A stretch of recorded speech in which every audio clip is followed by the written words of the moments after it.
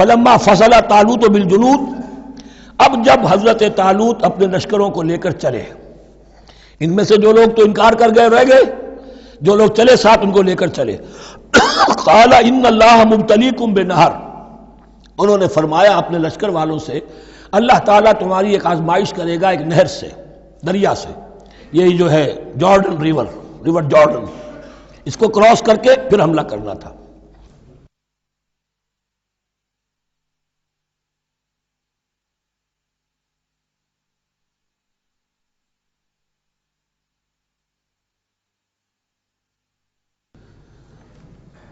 بسم اللہ اولہ وآخرہ.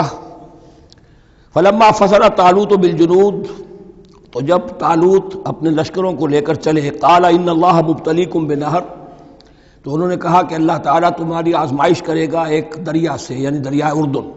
فمن شرب منہ فلیس منی، جو اس میں سے پیٹ بھر کر پانی پیے گا وہ مجھ میں سے نہیں ہے. ومن لم یطعمہ فانہ منی، جو اس میں سے پانی نہیں پیے گا وہ میرا ساتھی ہے. الا من اغترف غرفۃ بیدہ، سوائے اس کے کہ کوئی صرف اپنے چلو سے اور وہ کچھ وہ ایک گھونٹ لے لے. یہ اصل میں ہر کمانڈر کے لیے ضروری ہوتا ہے کہ کسی بھی بڑی جنگ سے پہلے اپنے ساتھیوں کا مورال دیکھے، ڈسپلن کی حالت دیکھے. تو جیسے حضور نے بھی غزوہ بدر سے قبل مشاورت کی تھی کہ مسلمانوں ایک لشکر آ رہا ہے جنوب سے کیل کانٹے سے لیس، اور ایک قافلہ آ رہا ہے شمال سے، اور اللہ نے ان دو میں سے ایک کا وعدہ کیا تمہیں ضرور ملے گا، بتاؤ کدھر چلیں. اندازہ ہو گیا کچھ لوگ جو کمزوری دکھا رہے تھے انہوں نے کہا چلیں جی پہلے قافلہ لوٹ لیں، اور جو لوگ تھے باہمت انہوں نے کہا جو حضور آپ کی ارادہ جو آپ کا منشا ہو. تو یہاں بھی انہوں نے اس سے ٹیسٹ کیا ہے کہ آیا وہ میرے حکم کی پابندی کرتے ہیں یا نہیں کرتے. فشربوا منہ، تو ان سب نے بہتوں نے پیا اس میں سے خوب جی بھر کر. الا قلیلا منہم، سوائے ان میں سے بہت کم تعداد میں. فلما جاوزہ ہوا والذین آمنوا معہ، تو جب گزرے اس دریا کے پار اترے وہ اور وہ لوگ جو ان کے ساتھ ساتھیہ اہل ایمان رہے تھے. یعنی پہلی سکریننگ پہلے ہو چکی تھی جو قتال ہی کے منکر ہو گئے تھے، اور اس کے بعد دوسری ہو گئی ہے کہ جو اس چھلنی میں سے نہیں نکل سکے، وہ پانی پی کر بے سدھ ہو گئے. یہ ایسا ہی ہے جیسے غزوہ احد میں حضور صلی اللہ علیہ وسلم کے ساتھ 1000 آدمی مدینے سے نکلے تھے اور پھر عین وقت پر 300 آدمی ساتھ چھوڑ کر چلے گئے. تو جب انہوں نے دریا پار کر لیا انہوں نے اور ان کے ساتھی اہل ایمان نے، قالوا لا طاقت لنا اليوم بجالوت وجنود، تو انہوں نے کہا کہ ہمارے اندر تو واقعتاً طاقت نہیں ہے کہ ہم جالوت کا اور اس کے لشکروں کا مقابلہ کر سکیں. یہ گولیت جس کو کہتے ہیں جالوت، یہ بڑا قوی ہیکل انسان تھا، اور اس کا جو زرہ بختر تھا وہ اتنا پورا جسم ڈھکا ہوا کہ سوائے آنکھ کے سوراخ کے اور کچھ نہیں تھا اس میں، جو نظر ہی نہیں آتا تھا. تو اس نے مبارزت کی اور کوئی بھی مقابلے پر نہیں آ رہا تھا.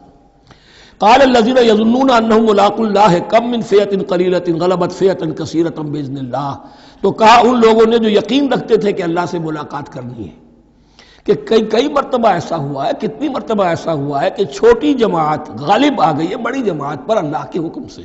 یعنی آگے بڑھو، ہمت کرو، اپنی جو ہے کم ہمتی کا ثبوت نہ دو، اللہ تعالیٰ کی نصرت سے اللہ کی مدد سے تمہیں فتح حاصل ہو جائے گی.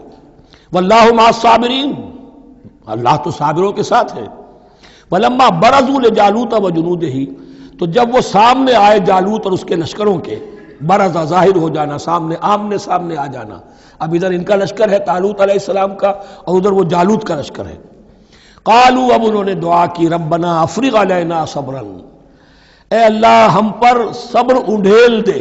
یہ افرغ کا لفظ ہوتا ہے کسی برتن سے پانی اس طرح گرا دینا کسی کے اوپر کہ وہ برتن خالی ہو جائے، گھڑوں پانی ڈال دینا یا کچھ اور برتن میں سے. افرغ علینا صبرا، ہم پر صبر انڈھیل دے، صبر کی بارش فرما دے.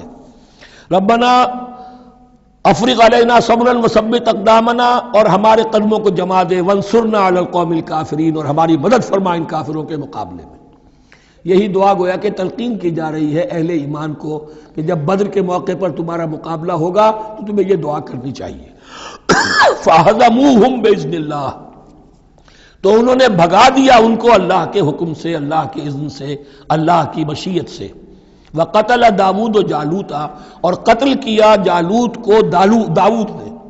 یہ داؤد جو ہے تورات سے معلوم ہوتا گڈریے تھے، جنگلوں میں رہتے تھے اپنی بھیڑیں بکریاں لے کر، اور ان کے پاس ایک گوپیا ہوتا تھا، اس گوپیے کے اندر پتھر رکھ کر اس کو گھما کر وہ مارتے تھے، لیکن نشانہ اتنا صحیح تھا کہ اس سے وہ کہتے تھے کہ میں شیروں کے جبڑے توڑ دیتا ہوں۔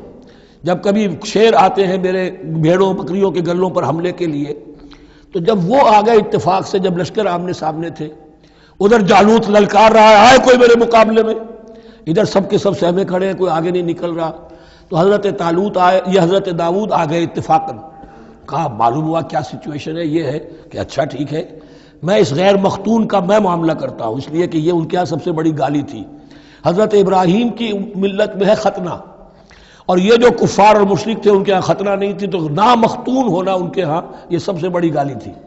اس نامختون کا پھر جو ہے میں اس کو کیفر کردار تک پہنچاؤں گا، میرے پاس یہ گوپیا ہے اور میں تو شیروں کے جبڑے توڑ دیا کرتا ہوں۔ انہوں نے پھر وہ پتھر رکھ کر اور گھمایا ہے، اور سیدھا وہ آنکھ کے سوراخ سے اس کے بھیجے کے اندر اتر گیا، اور اس طریقے سے قتل داؤد و جالوتا، داؤد نے جالوت کو قتل کیا، اور اللہ تعالیٰ نے پھر ان کو جو براتب عطا کیے، وَآتَاهُ اللَّهُ الْمُلْكَ وَالْحِكْمَةَ وَعَلَّمَهُ مِمَّا يَشَاءُ۔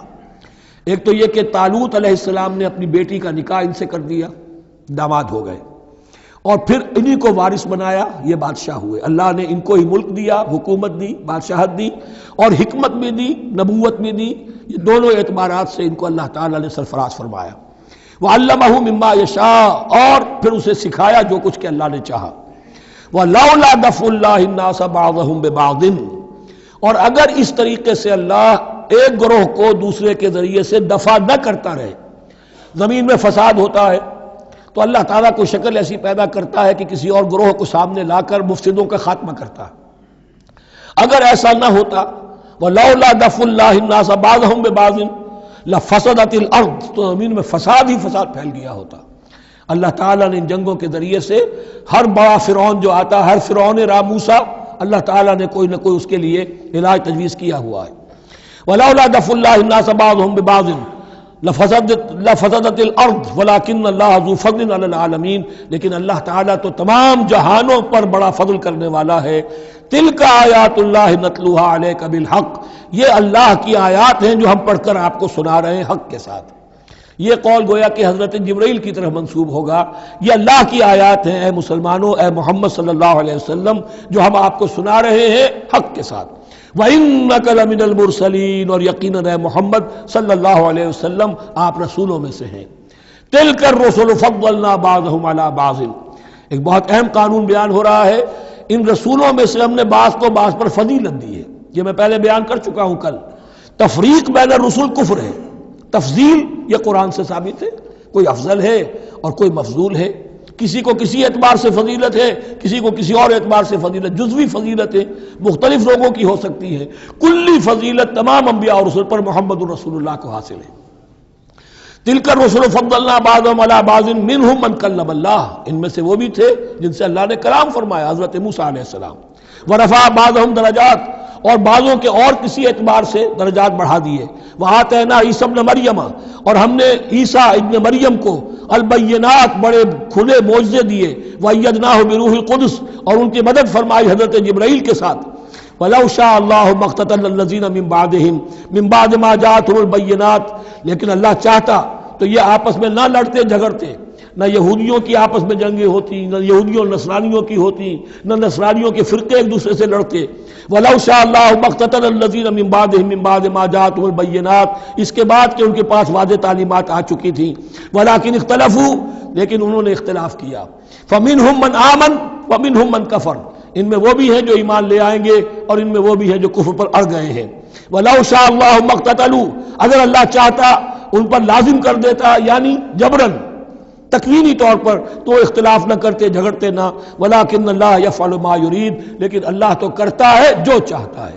اللہ نے جو دنیا کو اس حکمت پر بنایا ہے کہ یہ دنیا کی زندگی آزمائش ہے، آزمائش کے لیے آزادی دی ہے، تو جو شخص غلط راستے پر جانا چاہے اسے آزادی ہے، جو صحیح راستے پر آنا چاہے اسے آزادی ہے۔ بارک اللہ لی و لکم فی القرآن العظیم ونفعنی وإیاکم